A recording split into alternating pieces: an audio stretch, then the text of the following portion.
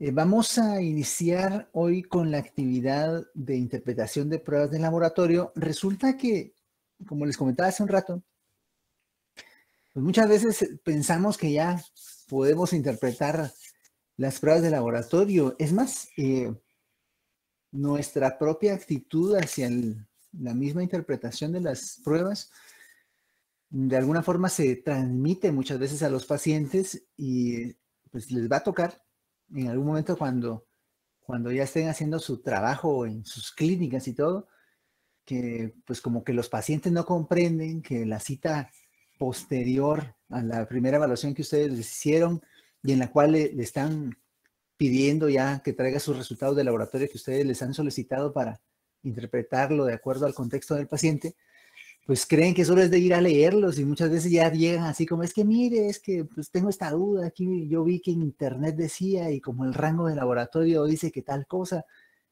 o llegan muy angustiados o demasiado confiados de los mismos, porque ellos como que ellos, a menos que sean médicos, ¿no? Porque hay pacientes médicos también, pues, pero muchas veces el paciente sin un conocimiento completo o adecuado hace el intento de interpretar las pruebas y realmente lo único que hace es confundirse más. Así que la sesión de interpretación de resultados es muy importante. Vamos a iniciar hoy con la interpretación de hematología completa y hay algunos puntos muy importantes que siempre quisiera yo sugerirles con ya mis más de 20 años de experiencia como médico, de que tomen en cuenta, aunque parezcan muy simples.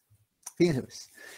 Lo primero, cuando ustedes reciban un resultado de laboratorio, independientemente del que sea, revisen los datos generales del paciente. Por favor, vean que el nombre sea el nombre correcto del paciente, que tenga incluso si algunos resultados de laboratorio traen hasta el DPI o el número de carnet, por ejemplo, en el hospital Roosevelt trae el registro médico del paciente, verifiquen los datos generales del paciente, que sean del paciente que están viendo, que tienen enfrente. A veces pues se llaman igual. Hay un nombre muy frecuente en el hospital y es María Reyes. María Reyes es tal vez el nombre más frecuente que yo veo o he visto en el hospital Roosevelt y hay fácil de unas 100 que yo recuerdo de Marías Reyes. Entonces siempre vean el nombre completo y vean que sea de su paciente, por favor. Es bien frecuente cometer errores por eso. Vean la fecha, o sea, también vean por favor cuándo fue que se los hicieron. Muchas veces el paciente solo saca el resultado ahí y no se da cuenta que de repente ya es de hace unos años o no era el que ustedes querían, pues entonces verifiquen que sean efectivamente las pruebas que ustedes pidieron y dónde se realizaron, porque eso es importante. No es lo mismo que yo reciba un resultado de hematología completa o de una, no sé, pruebas hormonales. A mí me pasa mucho, porque yo pido hormonas a granel. Ahí el doctor Velázquez les podrá dar fe. Entonces yo pido un montón de pruebas diagnósticas en el laboratorio y en base a esas pruebas diagnósticas tengo que dar una recomendación muy específica, tengo que tener certeza yo para poder dar el consejo, la sugerencia que le voy a dar al paciente.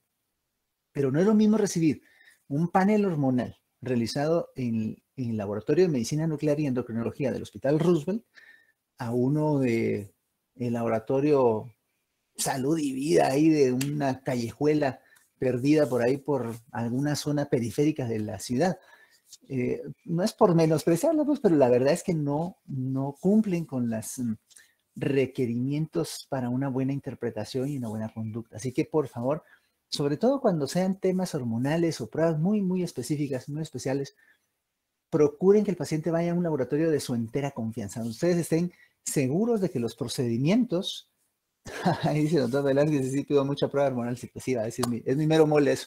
Bueno, la cuestión es de que tienen que tener certeza de lo que están haciendo también en el laboratorio, incluso conocer la metodología que utilizan para hacer sus pruebas. Pero bueno, aparte de este contexto muy inicial en el momento de interpretar las pruebas de laboratorio, pues ya específicamente hablando de lo que nos atañe hoy, vamos a platicar de hematología completa. Aquí lo que queremos ver es esencialmente las tres líneas celulares del paciente en su pues, hematología, que corresponden a la serie roja, a la serie blanca y a las plaquetas. Y de acuerdo a la información que la hematología nos proporcione, pues tratar también de verificar si esto pudiera tener relación con los síntomas del paciente o podría ser el agente causal de los síntomas del paciente o ser, pues, con sus alteraciones, con sus respectivas alteraciones, ser resultado del problema que está afectando al paciente. Ok, si hablamos de serie roja, aquí lo que vamos a tener es una serie de parámetros que vamos a estar pues recibiendo del laboratorio. El primero es la cantidad de glóbulos rojos. Esto generalmente se hace por unidad de volumen y aunque definitivamente tiene relación con el estado de anemia o no anemia de un paciente, no es fiable 100% para el diagnóstico de anemia. Lo que utilizamos por lo general para diagnosticar anemia es la hemoglobina. La hemoglobina se expresa en gramos por decilitro y los glóbulos rojos pues por unidad de volumen, como habíamos comentado. En general está disminuido el número de glóbulos rojos en casos de anemia, independientemente de la causa, y está elevado en algunas situaciones como talasemia o policitemia. Cuando recibimos el resultado de hematología completa también, además de estos dos parámetros importantes, recibimos también el dato del hematócrito o hematocrito, como quieran llamarle. Esto se expresa en porcentaje y lo que corresponde es el valor al volumen que ocupan los glóbulos rojos con respecto al total de la sangre. O sea, cuál es la parte o el porcentaje celular de la hematología en relación al plasma o al suero del paciente. Y se puede calcular multiplicando también pues, la hemoglobina por 3, aunque no siempre esto es de esta forma, pero en general se puede calcular de esa manera. También vamos a recibir el resultado de hematología completa, algunos otros parámetros que nos ayudan a clasificar cuál es la morfología de los glóbulos rojos del paciente.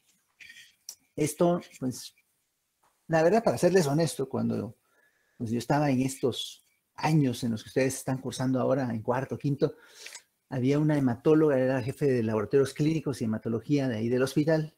Yo creo que el doctor Velázquez ya no la conoció por suerte, pero era una doctora muy especial, muy particular.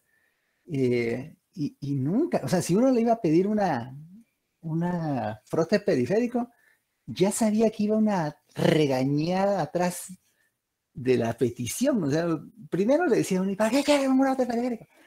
Mire, doctora, es que... Y uno no sabía qué contestar, la verdad. Y la verdad es que al final yo no entendía por qué la doctora era tan reacia o lo regañaba a uno por pedir frotes periféricos. Pues, si la doctora es hematóloga, pues se supone que le gusta ver sangre, pues, pero cuando ya fui como evolucionando o creciendo en la carrera, pues ya como que fui comprendiendo que muchas de esas peticiones de frotes periféricos realmente no eran necesarias, no son indispensables, porque el resultado que nos proporciona, y sobre todo ya cuando se instituyó la tecnología más reciente, pues ya de forma computarizada para analizar la sangre o la hematología, nos proporciona mucha información y ya realmente es innecesario estar haciendo frotes, a menos que uno quiera específicamente buscar algo. En este caso, pues los otros parámetros que nos proporciona el resultado o el informe de hematología completa que nos dan incluyen el volumen corpuscular medio, la hemoglobina corpuscular media y la concentración de hemoglobina corpuscular media. El volumen corpuscular medio básicamente nos dice cuál es el volumen de los eritrocitos, de los hematíes, ¿sí? Y equivale al porcentaje, o sea, el hematocrito, por 1000 dividido, en este caso, los eritrocitos por una constante. La situación es que, para fines prácticos, lo que me está diciendo es cuál es el tamaño de los glóbulos rojos. Y dependiendo de si está o no en el rango normal, o si está por debajo, o si está por arriba, pues ya puedo decir, bueno, este paciente tiene, los glóbulos rojos son normocíticos, es decir, están de un volumen normal, tamaño correcto. O no, están microcíticos, están por debajo de lo normal. O macrocíticos, están por encima, por arriba del volumen corpuscular medio normal. Vamos a ver al final una especie de ejercicio, una suerte de ejercicio de interpretación de hematología y vamos a ir viendo los rangos que nos dan. Luego la hemoglobina corpuscular media, esta nos dice, pues, para fines prácticos, qué tan pálidos o qué no tan pálidos están los glóbulos rojos. Y la concentración de hemoglobina corpuscular media, pues básicamente nos habla de algunas condiciones que pueden afectar la estructura o el porcentaje de hidratación de los mismos glóbulos rojos. Para fines prácticos también, si vemos que todo está bajo, el volumen corpuscular medio está bajo, la concentración de hemoglobina corpuscular media está por debajo de lo normal, la hemoglobina corpuscular media está baja, tendríamos nosotros ahí que hacer la siguiente interpretación, sobre todo si la hemoglobina está también baja. El paciente tendría una anemia microcítica hipocrómica. Y bueno, resulta que ese tipo de anemia con esa morfología es la causa más frecuente de anemia, pues por lo menos en Guatemala, de anemia nutricional por deficiencia de hierro. También se puede presentar en otras condiciones, pero bueno, en este caso es por esto. Y ahí ya, pues cuando uno empieza a comprender esto, también comprende por qué la doctora, que no voy a decir su apellido, la doctora que estaba en ese tiempo de jefa, se enojaba cuando uno le pedía frotes periféricos, la verdad que se enojaba mucho. Luego, este es un parámetro que también proporciona el informe de la hematología que nos dan y corresponde a la distribución, a la amplitud de la distribución eritrocitaria. Aquí está cómo se calcula, pero de lo que nos habla es del grado de dispersión de toda la población de eritrocitos que tiene el paciente. Y sobre todo, esto nos sirve pues para ver si el paciente tiene anisocitosis, o sea, eritrocitos con diferentes tamaños y anormales. En algunos casos de anemias carenciales, por ejemplo, en anemia ferropénica, como ya habíamos dicho, y de otras causas, puede encontrarse elevado. Y en las talasemias puede ser normal o mínimamente elevado. Este es otro punto que no nos da normalmente el resultado de la hematología completa, pero que sí podemos, pues nosotros solicitar que sea un recuento de reticulocitos.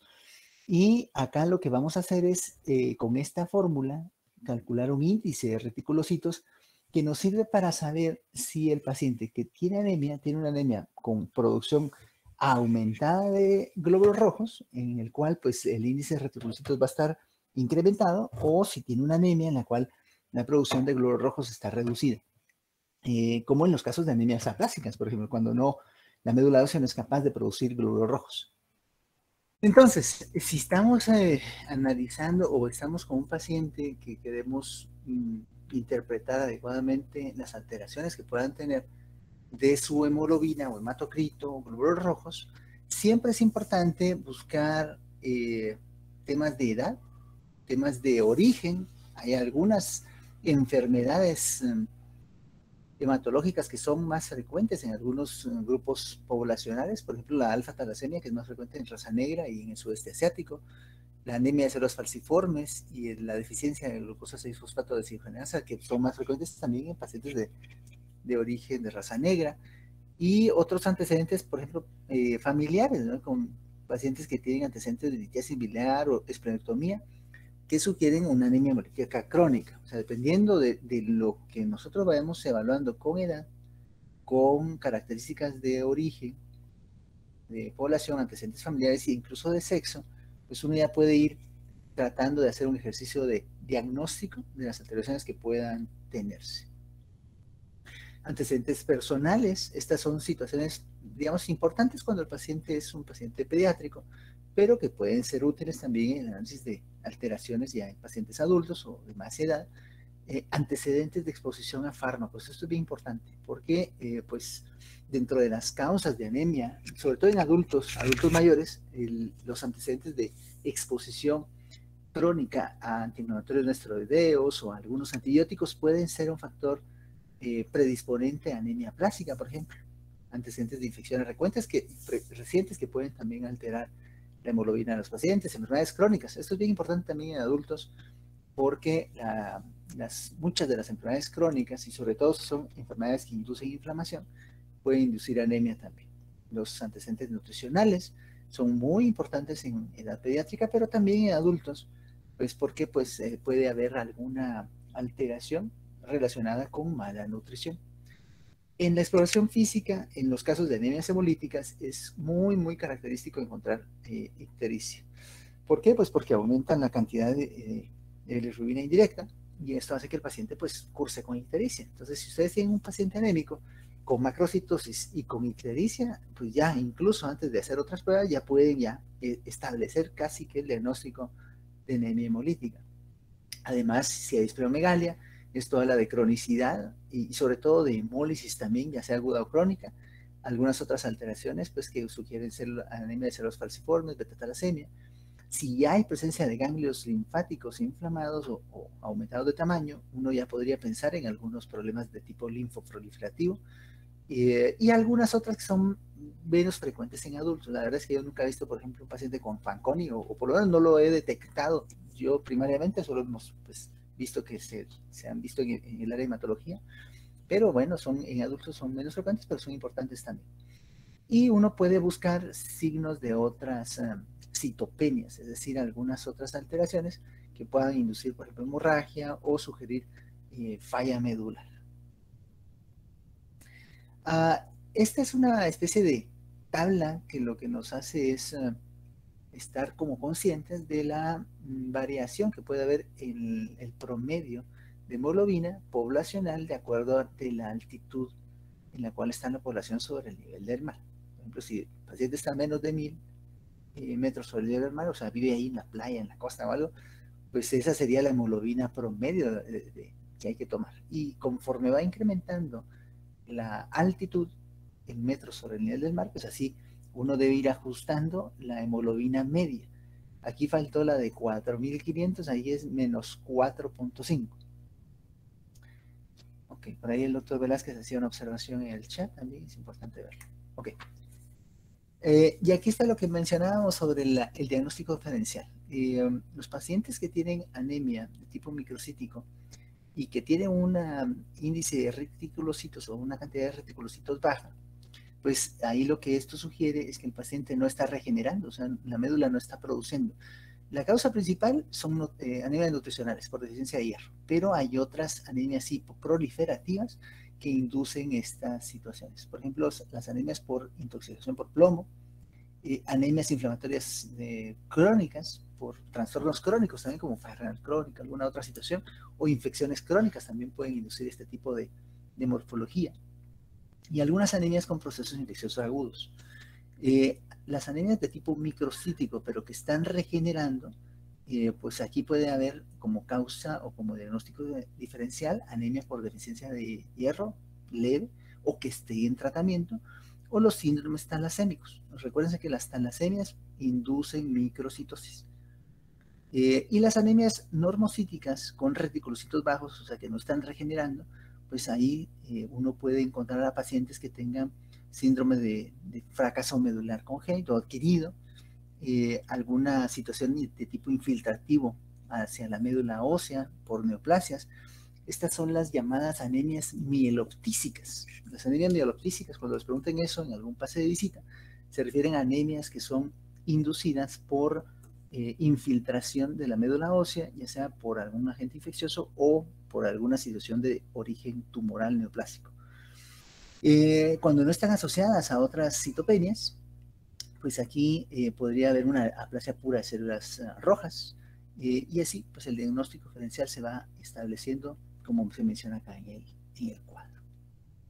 Cuando tenemos pacientes con anemias normocíticas que están regenerando, o sea que tienen reticulocitos normales o incrementados, aquí vamos a tener principalmente las anemias hemolíticas y todas las diferentes causas de anemias hemolíticas que existen. Esferocitosis, eritrocitosis, o sea, alteraciones básicamente de la forma de los glóbulos rojos, enzimopatías, o sea, deficiencia de glucosa 6-fosfato deshidrogenasa o de piruvato-quinasa, anemias hemolíticas autoinmunes. Probablemente estas sean de las que vean más frecuentemente en el hospital, las anemias hemolíticas autoinmunes, y también estas, las microangiopáticas por síndrome urémico hemolítico o púrpura trombocitopénica trombótica. Son de las que generalmente tienden a necesitar hospitalización y tratamiento intrahospitalario. Entonces aquí van a darse cuenta que lo que van a tener estos pacientes generalmente es este tipo de morfología. Las anemias macrocíticas sin regeneración, o sea, con reticulocitos bajos, aquí podemos encontrar pacientes con anemias megaloblásticas por deficiencia de ácido fólico o B12, las anemias aplásicas, esto también lo van a ver con alguna frecuencia en el hospital, ya sea por problemas derivados pues, de alguna alteración genética o adquiridas también. Y otros síndromes pues, que son relativamente frecuentes, de hecho. Por ejemplo, los síndromes mielodisplásicos, problemas de patopatías crónicas, incluso hipotiroidismo también puede inducir este tipo de morfología y dar anemia, o síndrome de Down. Dentro de las anemias macrocíticas con regeneración, aquí pues lo que vamos a encontrar es evidencia de reticulocitosis intensa y se da especialmente en los cuadros de anemias hemolíticas, sobre todo si han sido crónicas o en pacientes que han tenido hemorragias severas. Aquí vemos un incremento importante del volumen corpuscular medio y de la cantidad de reticulocitos que el paciente tiene pues, en su hematología. Otra situación importante dentro del análisis de la hematología en cuanto a serie roja es la presencia de poliglobulia. Esto se define como el incremento del contenido de hemoglobina o de la cantidad de eritrocitos totales que tienen pues, los pacientes y que están por encima de 2 desviaciones estándar para la edad de los pacientes y su sexo. En general, podríamos mencionar que los pacientes con este tipo de condición van a tener más de 17 gramos de hemoglobina o un hematrocito arriba de 50-55%. Lo vemos con bastante frecuencia o más frecuentemente cuando son causas secundarias. Por ejemplo, pacientes que tienen hipoxemia mantenida.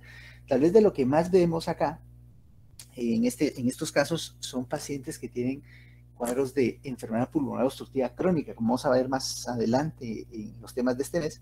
Estos pacientes, si tienden a tener hipoxemia crónica, van a tener un hematocrito y una hemoglobina mayor, ¿verdad? Pero también se puede ver en otras condiciones como cardiopatías congénitas, en pacientes que habitan en alturas muy altas, en pacientes con algunas alteraciones de la hemoglobina, como metahemoglobinemia y carboxihemoglobinemia. Y también se puede dar de forma secundaria en pacientes que tengan tumores que puedan producir eritropoyetina, sobre todo tumores de fosa posterior, pacientes con nefroblastoma o hemangioblastoma y algunas formas de feocromocitoma.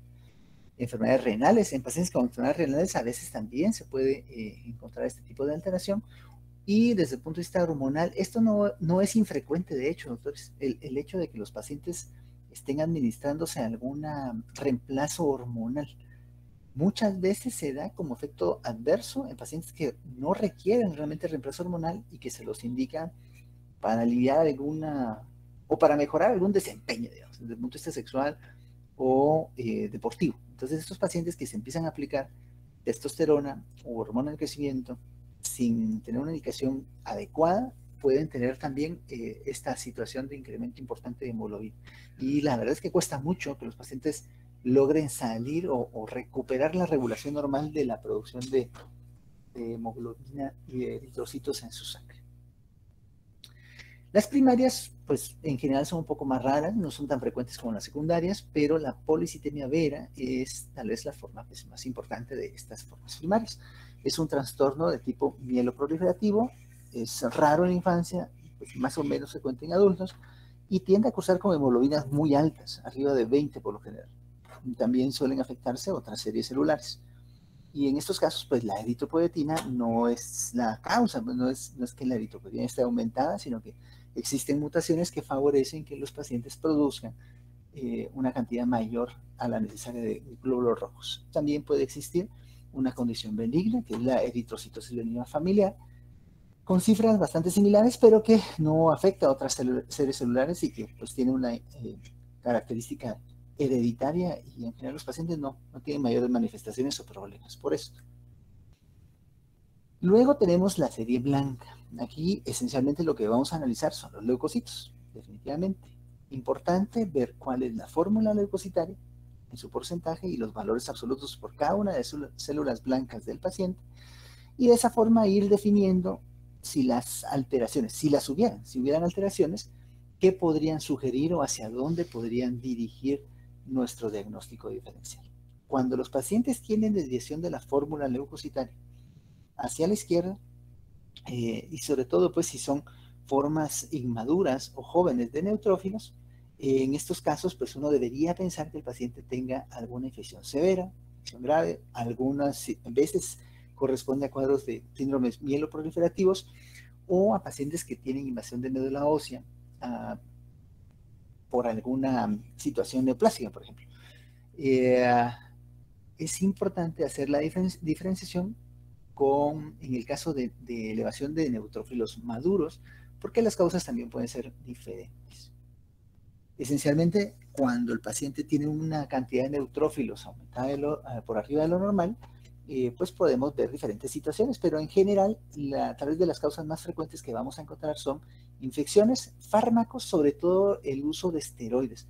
Y si estos esteroides se utilizan a dosis altas, pues pueden favorecer que uno encuentre elevación de los neutrófilos. En algunas enfermedades inflamatorias crónicas también pueden producir neutrofilia, síndromes mieloproliferativos y algunas enfermedades congénitas como la enfermedad de células falciformes. Hay una reacción importante que se llama reacción leucemoide, en la cual los pacientes tienen leucocitos por arriba. Aquí la referencia era arriba de 50.000, pero la verdad es que arriba de 30.000 uno debería empezar a pensar o a considerar que el paciente tiene reacción leucemoide. Y casi siempre estas reacciones leucemoides se dan en cuadros de infecciones bacterianas severas. O en pacientes que están recibiendo tratamiento con factores de maduración. Pero no confundir, por favor, estos pacientes con pacientes que tengan leucemia. Los pacientes que tengan leucemia por lo general tienen o van a presentar en sus hallazgos pues presencia de células inmaduras, blastos específicamente, y ahí sí está justificada pues la realización de los brotes periféricos, pues, y bueno, posteriormente un estudio de la médula ósea para confirmar el diagnóstico y hacer estudios de inmunohistoquímica, como en su momento vamos a platicar. Pero la reacción leucemoide es una cuestión diferente. Aquí las células son células que pueden ser jóvenes o no, pero células maduras, no son células plásticas. También puede haber linfocitosis. Esto es, pues, obviamente, cuando los linfocitos están incrementados. Y la linfocitosis relativa, como dice acá, es más frecuente que la absoluta. Se encuentra con bastante frecuencia en pacientes que tienen infecciones de tipo viral, pero algunas veces también en otro tipo de condiciones como infecciones bacterianas o infecciones crónicas como tuberculosis, por ejemplo. Entonces, la presencia de linfocitosis relativa se refiere a que la cantidad total de linfocitos probablemente no esté en porcentaje incrementada, pero sí su cantidad total en relación a las demás formas blancas del paciente.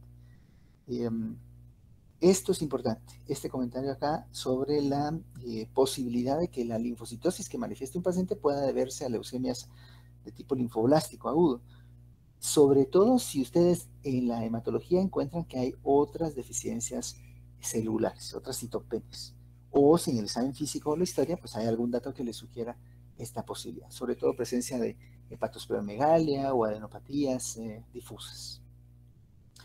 La monocitosis, que es obviamente el incremento de la cantidad o el porcentaje de monocitos, puede observarse en pacientes que tienen o han tenido neutropenia y que se están recuperando, como un signo pues muy temprano de resolución de la misma, o también en cuadros de infecciones virales o crónicas. La eosinofilia, este es un dato pues, que uno siempre tiende a tener presente, ¿no? Cuando dice eosinofilia, pensar en alergias, pues, pero también es importante pensar no solo en procesos de tipo alérgico, sino en pacientes que puedan tener, sobre todo en Guatemala, infecciones por parásitos. Generalmente el mintos, hay en niños una síndrome que es el síndrome hipereosinofílico, que se asocia pues a una vasculitis, que es esta vasculitis de Churg-Strauss, que también puede manifestarse de esta forma, pero también en adultos con alguna frecuencia vemos pacientes que tienen neoplasias tipo linfoma, que pueden cursar con eosinofilia importante. Entonces, tenerlo presente también a la hora de hacer el análisis. No solo pensar en alergia o en parásitos, pueden haber otras causas de eosinofilia. Los basófilos generalmente se encuentran alterados cuando hay reacciones de hipersensibilidad, sobre todo a fármacos o alimentos, y también en pacientes que tienen urticarias agudas. Pacientes que tienen basófilos demasiado altos, siempre pensar en la posibilidad de tener leucemias mieloides crónicas. El otro tipo de trastorno de células blancas, pues obviamente no es el exceso, sino la falta de glóbulos blancos. Y en este caso, tal vez lo más importante es que definamos neutropenia. La neutropenia, pues como su nombre lo sugiere, es la presencia de una cantidad de neutrófilos menor de la normal. Se puede clasificar de esta forma: leve de 1000 a 1500 neutrófilos como recuento total, moderada de 500 a 1000, grave de menos de 500 y extrema abajo de 100. Hay causas primarias de neutropenia, como pues una producción disminuida, aquí pues problemas en la médula, algunas otras manifestaciones de tipo genético o inmunodeficiencias primarias. También pueden haber causas secundarias a infecciones. Y pues la causa más frecuente de neutropenia aguda es pues esto, las causas infecciosas. Sin embargo, estas tienden a ser de rápida resolución, sobre todo si la infección se logra controlar pronto y pues ya el paciente recupera su nivel normal. Por cierto, como sugerencia a todos, yo pues, les quisiera comentar que es importante que conozcan su hematología en condiciones basales. O sea, tienen que tener un hemograma de ustedes mismos, ya ahorita que son adultos, y conocer más o menos cuánto tienen de glóbulos blancos, cuánto tiene de hemoglobina normalmente, cuáles son sus plaquetas, sus parámetros propios, porque esto es propio para cada quien, no es diferente. O sea, no todos entran en el mismo canasto. Por ejemplo, en mi caso, mi recuento de glóbulos blancos siempre está entre 4500, 4600. Entonces uno diría, tiene leucopenia, doctor, hay que estudiarlo, pero pues la verdad es que no. Si ese nivel no se asocia a manifestaciones clínicas relacionadas con con alguna posible deficiencia inmunológica, pues realmente sería el nivel normal. Claro que si ya tuviera menos de 4000, ahí sí ya, pues hay que preocuparse, pero y así hay personas que tienen 10.500, 11.000 y no necesariamente quiere decir que estén mal o que tengan algún problema. Así que pues sugerencia para todos: tengan una hematología completa y sepan cómo es su morfología normal también. Bueno, la linfopenia, en este caso lo que vamos a tener son recuentos de linfocitos por debajo de 1000. Si los pacientes tienen esto, por favor piensen en una de dos: o tiene VIH-Sida, como ya lo platicamos en la semana anterior, o tienen alguna inmunodeficiencia congénita o primaria. También pueden haber otras causas, como infecciones virales, algunas bacterianas, sobre todo salmonelosis, tuberculosis miliar también puede ser causa de linfopenia, o exposición a fármacos y radiación, pero las causas más frecuentes tienen que ver con inmunodeficiencias, y dentro de estas la inmunodeficiencia adquirida por síndrome de VIH-Sida. Así que pues es importante tenerlo en cuenta. Las otras citopenias, como monocitopenia, eosinopenia y vasopenia, la verdad es que no tienen mucha relevancia en la práctica clínica diaria. Por último, tenemos el recuento plaquetario o la serie plaquetaria. Las plaquetas, como ustedes bien saben, son importantes para los procesos de coagulación del paciente, y aquí no solo es que sirvan para que coagule el paciente, pues, sino que también sus alteraciones pueden sugerir otras cuestiones. Por ejemplo, si están muy altas, las plaquetas pueden sugerir que hay una inflamación, una reacción inflamatoria severa en el paciente. La trombocitosis, eso es lo primero que le hace pensar a uno.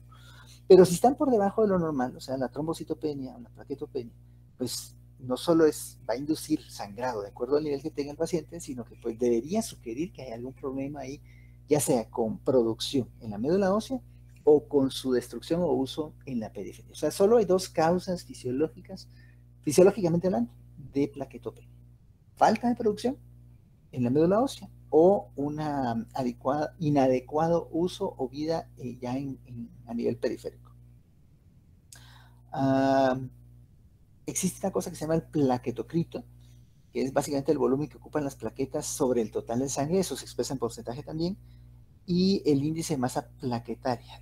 Al final, lo importante es que sepamos que estas evaluaciones nos sirven para ir tratando de hacer también el ejercicio diagnóstico y clasificar cuál es la posible causa de la trombocitopenia. Por ejemplo, en los casos de que los pacientes tengan trombocitopenias periféricas, la trombopoietina está estimulando la producción de plaquetas, y entonces las plaquetas que se obtengan o que tenga el paciente van a tender a ser de tamaño grande, mientras logre mantener la estimulación de la producción de megacardiocitos. En cambio, en pacientes que tienen procesos de trombocitopenia de origen central, es decir, cuando la médula ósea no está produciéndolas, no las puede producir, pues las plaquetas por lo general tienden a ser pequeñas. Eso es importante también tenerlo en cuenta. ¿Cómo definimos trombocitopenia? Algunos no se ponen de acuerdo, pero en general, con fines de evaluación, quedemos en esto, menos de 150.000. Algunos autores proponen que abajo de 100.000 debería ser el límite, pero bueno, para fines de evaluación, menos de 150.000. ¿Y cuáles son las causas frecuentes? Bueno, infecciones virales, también el uso de fármacos, sobre todo la heparina, algunos anticonvulsivantes, o la quinidina, que ya no se usa tanto, pero que sí todavía se usa en algunos contextos de pacientes con paludismo, por ejemplo, o que se estuvo usando ahorita incluso para esto del COVID, muchos pacientes estaban tomando quinidina. Pero bueno, también los fármacos pueden ser causa de trombocitopenia. Está la trombocitopenia inmune primaria. Esto lo van a ver con alguna frecuencia también en los servicios de encamamiento y también la aplasia medular. O sea, en estos casos de cuando el paciente tiene alguna situación maligna a nivel sanguíneo, pues puede haber plaquetopenia. La presencia de microangiopatías también puede alterar las plaquetas, sobre todo el síndrome urémico hemolítico y la púrpura trombocitópica, trombótica. Y la trombocitosis, por lo general, el paciente lo que va a tener es un nivel mayor de trombocitos arriba de 450.000. E igual, las causas básicamente son las mismas, sobre todo infecciones o enfermedades inflamatorias. Estas situaciones pueden expresarse o manifestarse también a nivel hematológico con trombocitosis como una especie de sustancias de reacción inflamatoria aguda, como reactantes de fase aguda. Entonces, sí, uno debería de interpretar estos valores de acuerdo al contexto clínico del paciente. Si está con una infección, pues uno ve que tiene 650.000 plaquetas, dice, bueno, este paciente está muy inflamado, es parte de lo que está pasando. Incluso ahorita con el COVID, los pacientes fácilmente tienen más de 500.000, 600.000. Fármacos, algunos pueden inducir trombocitosis, sobre todo, pues también el uso de esteroides en algunos casos puede inducir que las plaquetas se incrementen. La ferropenia, o sea, la reducción de hierro a nivel pues, nutricional puede inducir trombocitosis también. Y los cuadros de hemorragias agudas, pero también puede haber trombocitosis primaria o esencial y algunas enfermedades inflamatorias, hereditarias que pueden inducir trombocitosis. Esto no se va a ver muy bien, pero cuando puedan y vean el video, traten de darle un screenshot ahí, acérquenlo, aquí está muy bien resumido muchas de las situaciones a nivel de la morfología de los diferentes tipos de células que pueden pues, ser muy característicos de algunas condiciones. De todos modos, les vamos a compartir el manualito donde básicamente se tomó de base para esta presentación y ahí está bastante bien explicado el estudio pues, de las alteraciones que pueden haber en la serie roja.